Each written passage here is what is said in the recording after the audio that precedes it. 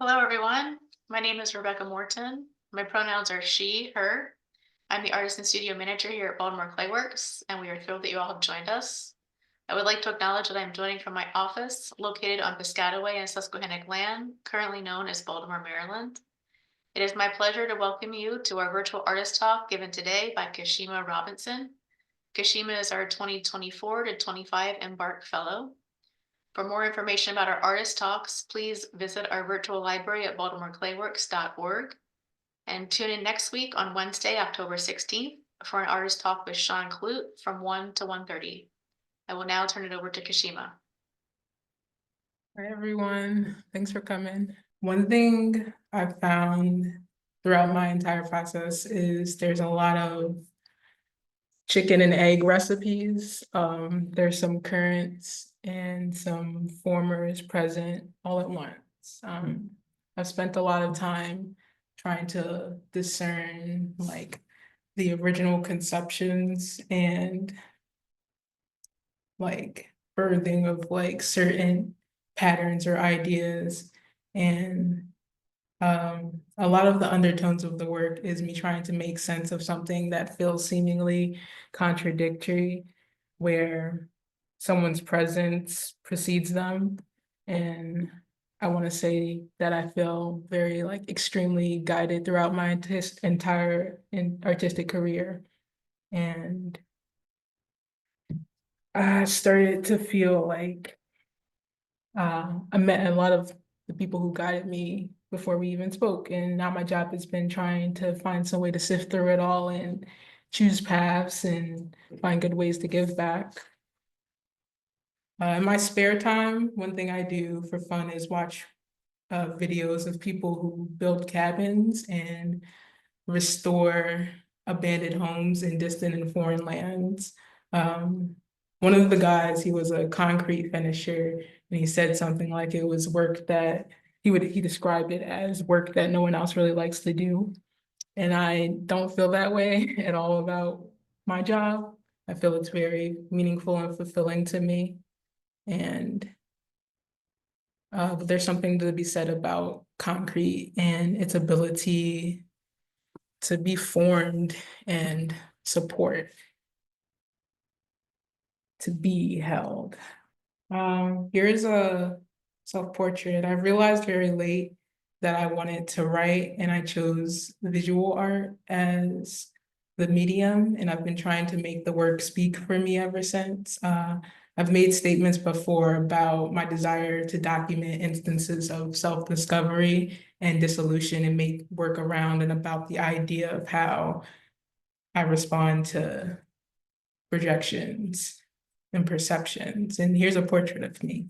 It's there's the concrete mode, photo transfer, and the ceramic mode that it was cast from. I'm gonna go back for a second. When I first showed this piece, I asked everyone what they saw and how it made them feel. And I was thinking about being a witness to other people's projections and also what I project out into the world and how I respond to those spaces and pressures. And I made this reverse mosaic piece to act as a tool for projections. This piece is one of the first times I started working with shapes in the way that I do, where I was able to take a form and dissolve it into more nuanced shapes and then also re-highlight the boundaries between them. And I think it's important, before I move forward, to say that if I'm kind of dedicating this talk to like guidance and forms of it, the teachers who I've always felt I trusted the most are the ones who made it clear that we're kind of taking turns learning from each other, and guidance isn't a one-sided venture. Much of the work is guided by astrological observations and studies with Adam Ellenboss at Nightlight Astrology. Astrological observation has become so deeply woven into my practice that it's almost to the point where the language is starting to overcome itself. And it's kind of just as simple as the way I breathe now. Studying astrology, it came to me like very casually at first and then super obsessively. And I know part of it was I like the sense of control I felt it granted me. And as I grow, I'm starting to let it do something else. I'm loosening the conscious grip I have on that practice, and it's starting to be able to like reveal to me things I couldn't have known, like the journey of my soul, you know. And it's something you can't really rush to know or grasp. In reality, the sun, it has no like solid boundaries, no surface to touch, but it takes up space and casts its light and heat over an enormous range that sets the pace for everything else. We use its light and its reflections to define ourselves in space. And then it's up to you to inquire beyond the horizon to see the structure supporting everything, you know. This is a portrait of the sun. I used a custom die to extrude the clay and painted it with melted wax. This is the willing and waving tree. I wanted it to form kind of like an arm, and each leaf is a little hand that was pressed from a mold. And I noticed the glaze kind of takes over that feature, but in a way it kind of works how it does in real life, where I'm on a walk and I see a tree and it's blowing in the wind and I know it's just waving at me, and I'm sure it's just like a subtle gesture, so subtle that it's absolutely deniable, and it's just a tree and the wind. Common imagery that repeats itself throughout my entire work is this fractal, then a sense of grief, and then like a resynthesis. Um, there's often like a separation, a remembrance, and a reunion. A mosaic structure, a gesture, and a container. Is what I'm trying to create. And a wave in the wind was the name of my thesis show. Um, it's centered around this big hill to thrive on. And some of you who have known me longer may know it used to be titled A Hill to Die On. And I've grown, and I think it looks more like a wave. In earlier iterations of that exhibition, the there was supposed to be, I originally thought it was going to be a series of molehills with flower vessels kind of seated atop each one. And it was at that moment that I kind of discovered this undercurrent of like grief that's kind of present in the way I write and in the way I hold on to things and the way I like live in longing for something that I feel has gone or is coming to pass. And the influence of like that presence from the past that sort of fuels the wave that I've been on. Here is Portrait of the Sun 2 and Worm Moon. In that same exhibition, I had these two pieces situated directly across from each other, forming the astrological event that is an eclipse. This is a wall piece. The first Portrait of the Sun was meant to sit on a pedestal, and this one staying on the wall. And yeah. Let me know at the end if anyone has questions about eclipses and what that means to me more specifically. All right, these are more wall pieces. I've made a lot of wall pieces throughout like my time as a ceramic artist. I think the wall is an interesting space to make work about because it's the most readily available boundary we create for ourselves to create a sense of separation and definition and division amongst ourselves. Um, this is Wormhole, colored pencil on paper. It's just a visual of me thinking about time and space again.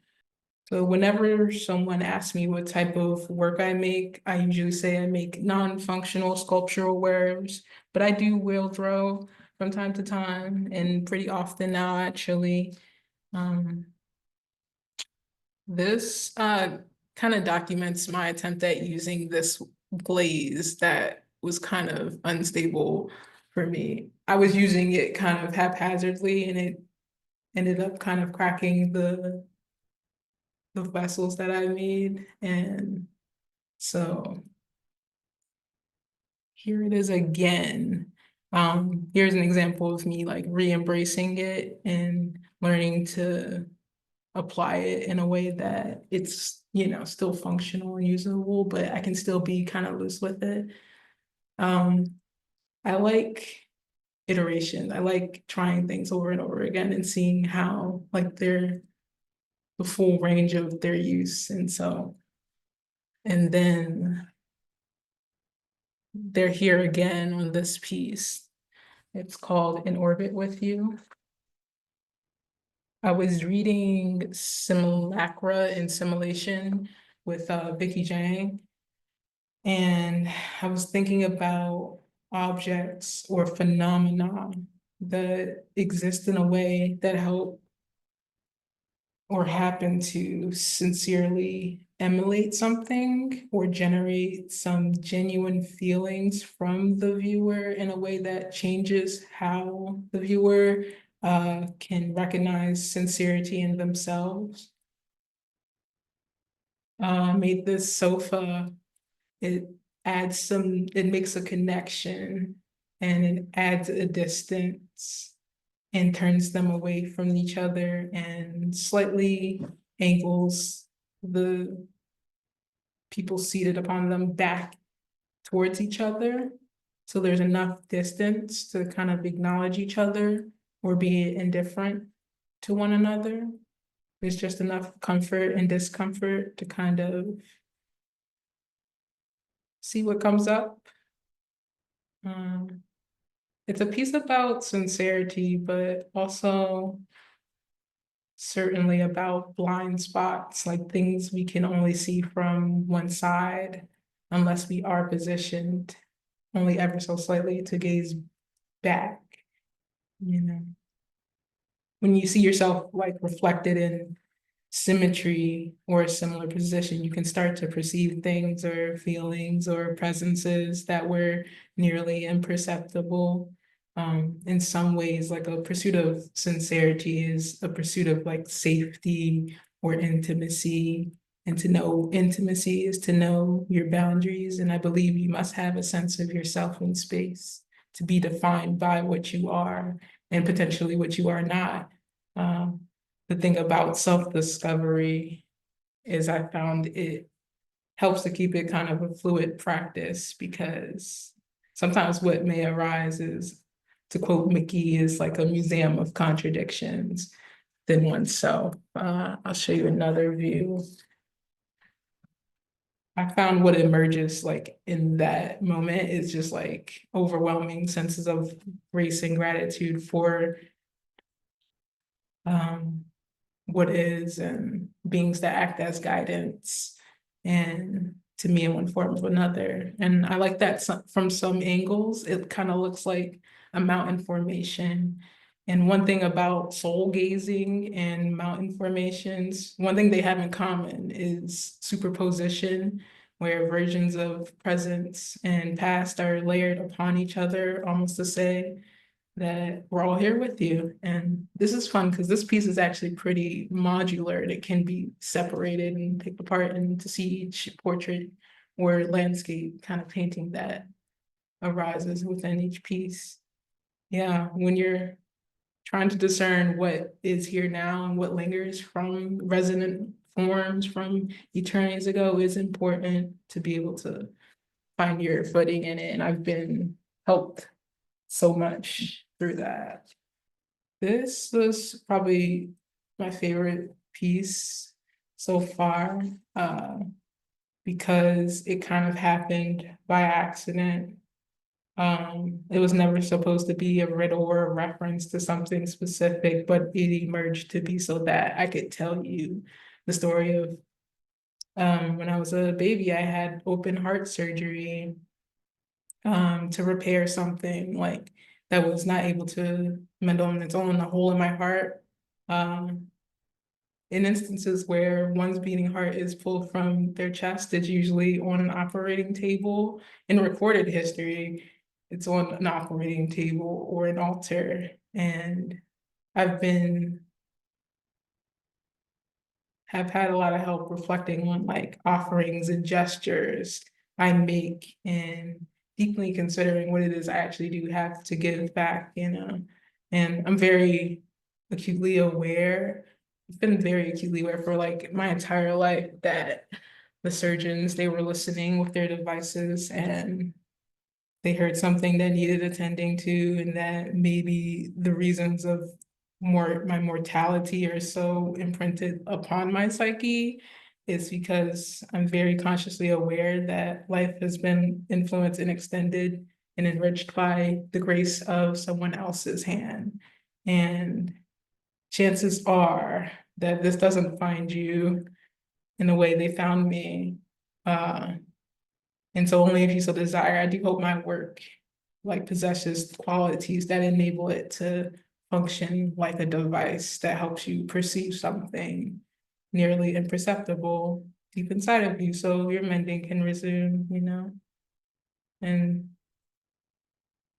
the great thing about being an artist is that we get to find new and interesting ways to hold space for conversations surrounding everything, whether it be your grief or color palettes of a gendering or recycling of things and things of that nature. And I do hope the work does something for you. Uh, and I know there's a lot of talk about like grief, but I assure you the feeling I feel most from day to day is grateful. And so thank you all. That's it.